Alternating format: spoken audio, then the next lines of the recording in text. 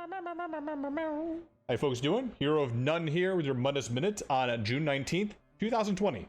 News, Lecture Merchant, and Gold Merchant stuff, all in a few minutes. So first up in the news. There's currently a contest going on for a housing decoration contest. You have two categories you can enter in. First up is a vampire design, fit for a vampire lord and his entire brood. And second is a Nord homestead, a home that would make any true Nord proud. You can enter those in on elderscrollsonline.com. I'll put the link down below so you can enter in. The prizes are kind of nice. You get 21,000 crowns, house of your choice, vampiric sage, sovereign statue, digital collector's edition of Greymoor, vampiric libations fountain, and a music box. There's also 4 runner-up spots with 5,500 crowns, Greymoor digital collection edition, and a music box also. Skyrim and Tamriel are now live on Stadia. If you use Stadia, you can get onto Elder Scrolls Online and get the Greymoor chapter on Stadia right now. I will warn folks, though, that it does have a cap, it seems, for 30 FPS. But you do get the game free for having signed up for Stadia. So if you haven't tried out Elder Scrolls Online, but why would you be watching this if you haven't? Well, you can get it in now. The new Nightfall Crown Crates are now live on ESO. And I have to say, these fit Greymoor a lot better than the Gloomspore crates. I understand that they do the 3 months for each crate and all that stuff, but I really wish that this is actually released with Greymoor. Because these have a lot more vampiric feel and a just monstrous type feel with it as well. I'll link that up below so you guys can take a look as well. And finally, you can get a free pet by opting in an email.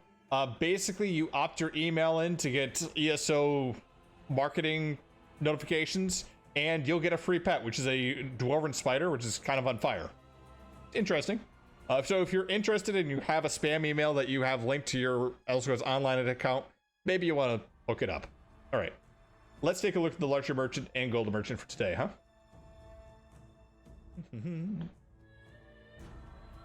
So first up in the Lecture Merchant, bunch of statues. Statue of Archay, Dark Elf statue, Regatta statue, a base for you to put your statue on, Justice, an Order, and a Truth.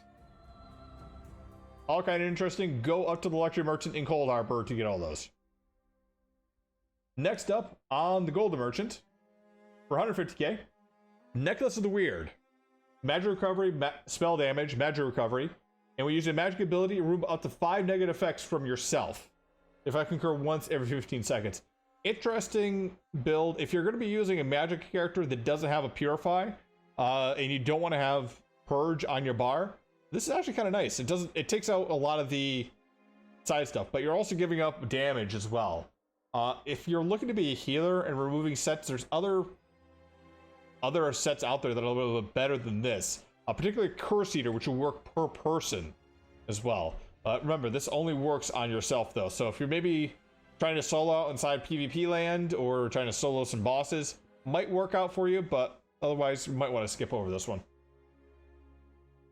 Stygian Necklace.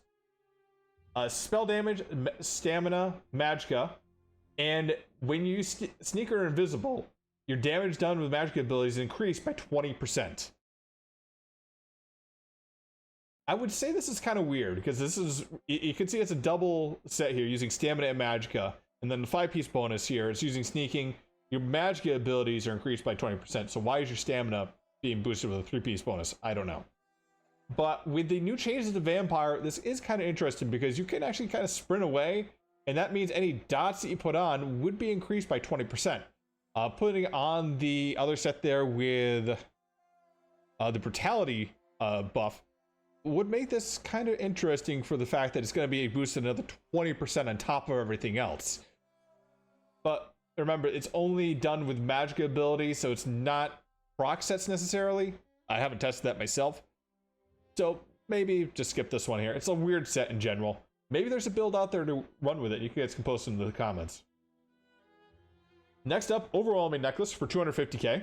Magicka, spell damage, and when you deal damage with class ability, you have 33% to surround yourself with a turret that deals 1,248 shock damage to enemies at 8 meters every 1 second for 6 seconds.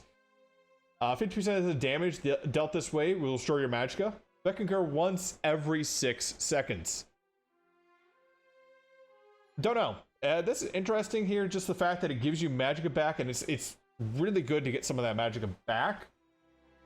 But you have to use class-based abilities, and at the 33% chance, it may not go off all the time here. Also, I don't remember if this works with dots or not. If this works with dots, it might be okay. If it doesn't work with dots, not so great.